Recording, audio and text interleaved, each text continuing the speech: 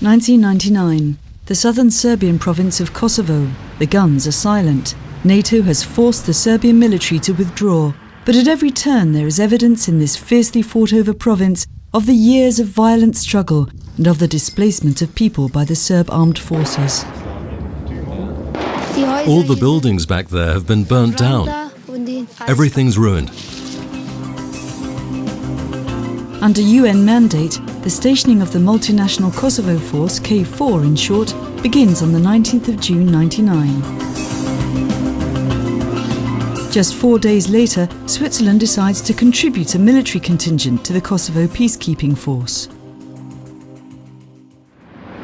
January 2000, Prizren in the south of Kosovo.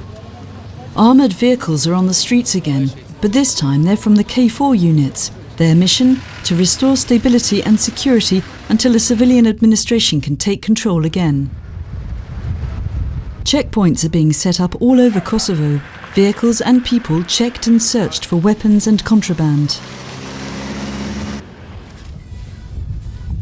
In order to prevent new hostilities between the ethnic groups, KFOR guards the few remaining Serb enclaves. The province is under UN administration. International police forces, supported by military police, enforce law and order. 46,000 KFOR troops were deployed to Kosovo in 2000.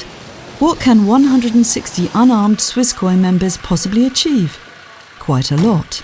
Quantity isn't everything. In my opinion, quality comes first and foremost. Switzerland brings special qualities to this multinational brigade Southwest.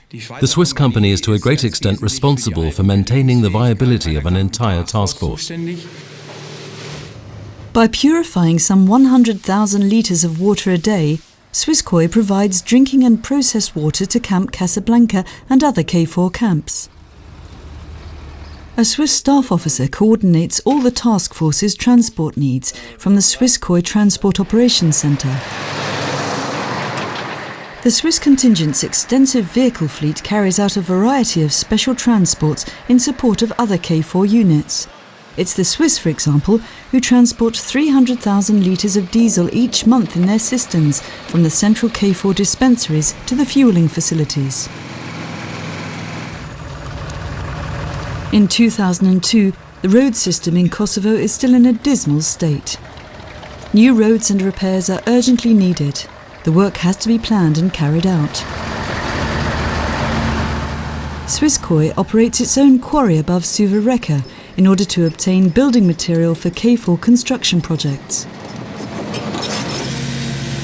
And the SWISSCOY sappers have started with the reconstruction of bridges to ensure mobility of KFOR forces.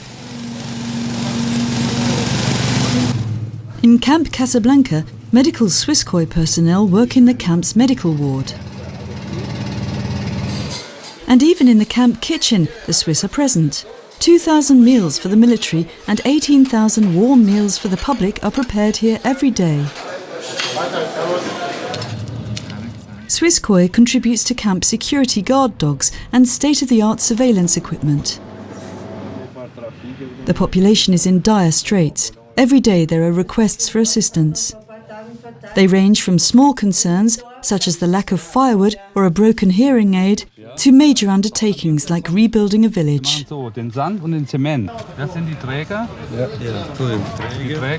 These civilian, military or CIMIC projects follow the principle of helping others to help themselves. Spring 2003 in Prizren. KFOR's endeavours are beginning to take effect. 3 years after the deployment of the International Protection Force, everyday life for the public is returning to normal. The time of emergency is over. We have to rebuild things, and we need a different posture of our security forces in Kosovo. SWISSCOY has also changed. The first 5 contingents mainly consisted of service units, but now, approved in a national vote, the Swiss contingent carries arms just like the Austrian infantry. From the 6th SWISSCOY contingent onward, the 220-strong Swiss Peace Support Unit consists of a fully equipped infantry company. They are really increasing in responsibility and increasing in their contribution to the mission. I think it's very, very important. The Swiss infantry now patrols their area of operations every day in this calm but not yet stable region. Well, we find the people's attitude very positive. They're very friendly and open towards us. Naturally, we try to consolidate this situation on our part by acting professionally so that we do make a sensible and friendly impression on people.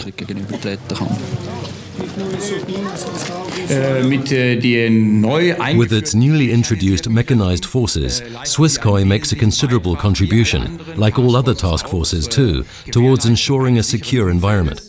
The Swiss Super Puma, the most modern means of air transport that now forms part of our equipment, significantly enhances the brigade's air mobility. Prizren in the summer of 2008. Kosovo has achieved independence from Serbia and has become a self-governing republic. The resolved status has brought many changes, but the K4 units and SWISSCOY remain deployed. Patrolling on foot, these social patrols demonstrate presence of the infantry and thus contribute to general security. Deliberately and on every occasion, the soldiers seek direct contact with the civilian population to initiate discussion and gather information.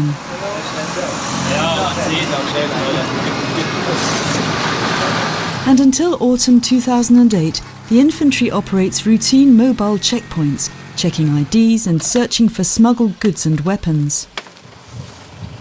Kosovo is still considered a hub for trafficking in human beings and drugs. With expert vigilance, the seats, hollow spaces and fixtures are searched for possible hiding places. These checkpoints also exist on a grand scale, where dozens of vehicles are checked at the same time. The searches are always conducted meticulously, but in a respectful manner. It doesn't really affect me, it's just a routine, just like in Switzerland.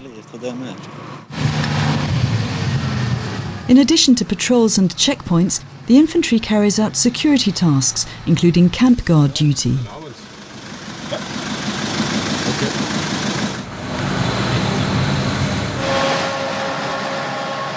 The small but effective Swiss vehicle fleet, with its capacity for special transports, is much appreciated, and the Swiss contingent carries out important logistics tasks. On more general security missions, the SWISSCOY sappers are also on patrol. Like here in northern Kosovo, close to Mitrovica, where they have to check the safety of a bridge. The easiest way for me to find out if the bridge is okay is when heavy vehicles cross it, like now. In this way I can establish whether the bridge is stable, and that works like this. If the road plates rattle when the vehicle drives over them, there's something wrong. But if there are no vibrations, then the bridge is fine and can support any load.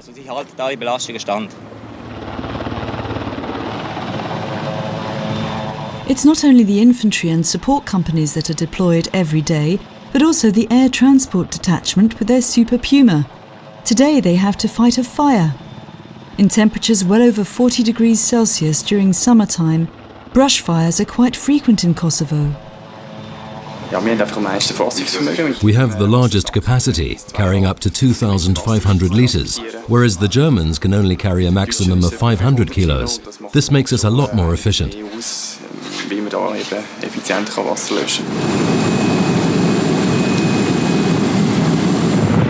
It's impressive to see 2,500 litres of water being dumped on target while flying over the smoky sea of flames. The Super Puma is currently the largest helicopter here, which means that the number of passengers we can carry together has grown massively. And as these firefighting operations continue, we can put out fires in substantially less time due to the great water-bearing capacity of the Super Puma. At the Multinational Brigade South in Prizren, SWISSCOY members are also found in staff positions. SWISSCOY is a small but capable contingent. Yes, the Swiss have a presence almost everywhere. They've become a fixed and indispensable part of the Dulje multinational battalion and are doing an excellent and reliable job.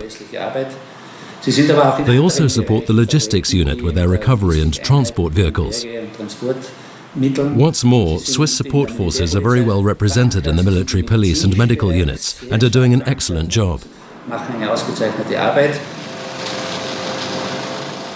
Many countries have hoisted their flag at KFOR headquarters in Pristina. Switzerland enjoys an excellent reputation among other participant nations. They are militia soldiers, soldiers who are firmly rooted in normal life, which is precisely what we need in an operation such as this, a peace support mission.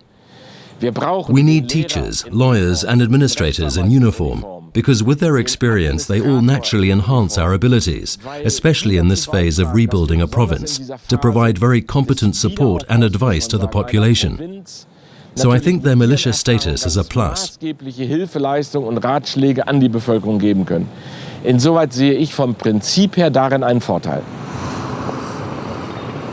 In Pristina, the capital of Kosovo, 9 years after the Kosovo War, hope and confidence are present. A lot of things have changed since the Independence Day. I mean, I found a new job. With a new job, it comes a new start. Maybe in my private life also, because I see a future now. And I think that the Republic of Kosovo is a place where you can grow up a family. It's a place where you have a future to live on it. Kosovo, a state. The dream has become a reality.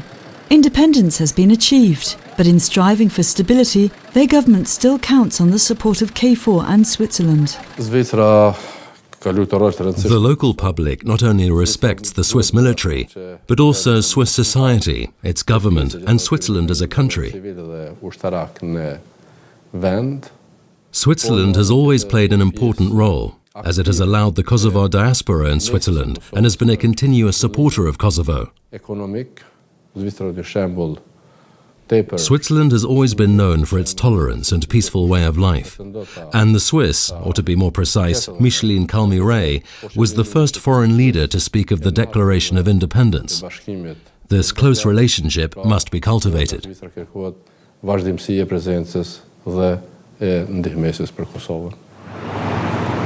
And not only politicians and military rely on Switzerland's commitment to Kosovo. The UN considers SWISSCOY an important factor in achieving stability, especially through the support it gives KFOR. Well, I think that what Switzerland is doing is already quite outstanding. I think that the multi-task force in the south has its full support and functions well because they are there, and that is highly significant. 2008, independence is achieved. KFOR's mission is changing, and it's uncertain in what way the watchful eye of the military personnel will remain needed.